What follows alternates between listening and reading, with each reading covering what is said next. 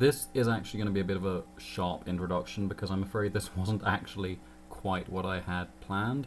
My initial intention was to record a sort of end of dry season video of basically clips of what the soil's like, what the trees are like at the moment, show you how everything is looking, and then talk you through what I want it to be like in the future, and then over the rainy season record weekly videos saying what I've been getting up to.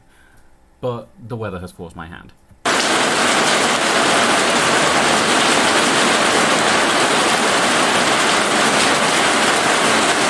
We had a small storm on Monday and a massive storm on Tuesday, so the ploughing rains, which are basically a short period of rains which can come, a month or so before the main rains actually set in, have started. And that massive storm has meant that although I can't rely on it staying wet, the surface soil layers of the soil are quite nice and humid right now, which means it's a good time to plant things which should be able to cope even if they don't get much water on them. Now, the first and most obvious plant for that sort of situation is aloes. This is actually mostly aloe arborescens, which were cut back during the winter and have been basically lying in a shady spot. Ideally, I would usually cut them right before planting, or maybe a day or two. But if you leave them in a shady spot, they can survive really well a lot of neglect. And all you really want to do with those is just basically open up the ground, shove them in, and leave them. If I only had one or two, I might be a little bit more cautious about this, and then you might want to, say, for example, put them somewhere you can irrigate them. But realistically, they are a very hardy plant, and they should do pretty well, provided you don't plant them straight in sunlight from quite dense shade. The next thing that I worked on was Tetradenia, which is also called bush ginger and many other names. It is a fairly aromatic native shrubby plant that usually grows in shady or wet areas, but it actually is very resilient. Now, they do tend to get a bit scrubby, especially after flowering.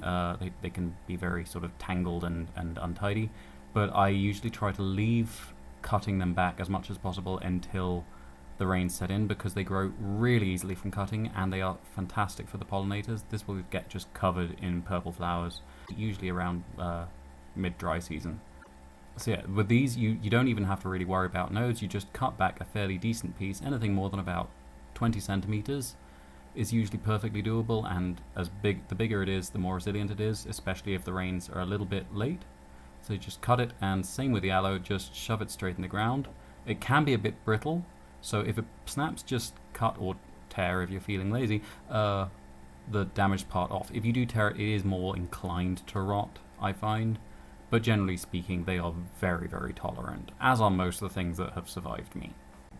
The next part was cutting back some Thorn of Christ hedges.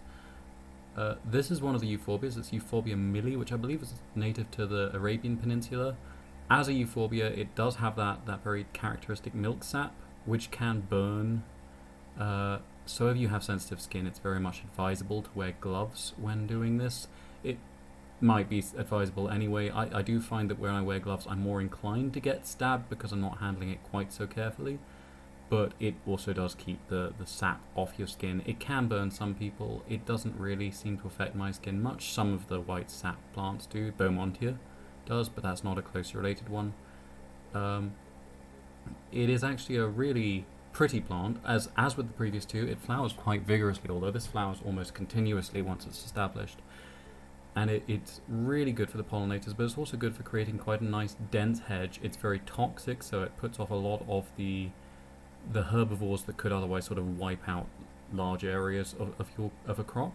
So it's quite a nice thing to sort of break up related plants, just to put in between things that you just are concerned that they might get an aphid or some similar mass breeding herbivore on them. A little bit of opportunistic weeding in there too, and trying not to step on it too much. The thing with the euphorbias is they can tend to rot if they're planted directly after cutting. So one of the things that is important to do is give them time to sort of seal over. You can do this with a lot of cactuses too. There are two ways to go about this. First is, if you are absolutely certain of when the rains are going to arrive, planting them a week or 2 weeks beforehand into dry soil can be a really good way of getting them in place but ready for that rain to come. The alternative is to just put them somewhere out of the sun, as always, and not in something that is going to fill up with water, just for a few days after you've cut them, just so that can seal over. Ideally, I would say to put them somewhere that is sheltered from the rain, and maybe then leave them in a wheelbarrow so you don't have to go through the discomfort of having to reload them whenever you're taking them to where you are going to plant them. But I don't have a spare wheelbarrow, so if you're like me, just find a decent tree somewhere that you're not going to forget they're there and step on them without looking, and just pop them down, come back a few days later, and go through the bleeding and pain all over again. Enjoy! As well as with that, there was a little bit of storm damage. One of the banana trees had already been leaning, and the saturation of the soil really helped it to find its way to lying down, so that had to be propped back up. That same day, our neighbours were having a little bit of a kerfuffle, and I went over and found they were being terrorised by an olive grass snake who has now been released in our garden, quite away from their fence, so they shouldn't have to worry about that again, at least not for a while. And I had some tangerine seeds that I had left over from when I had made some jam, which had germinated, which reminded me that I had some other seeds. These are from local fruit, so it's a masao. It has so many names, and I'm not entirely sure what its Latin name is.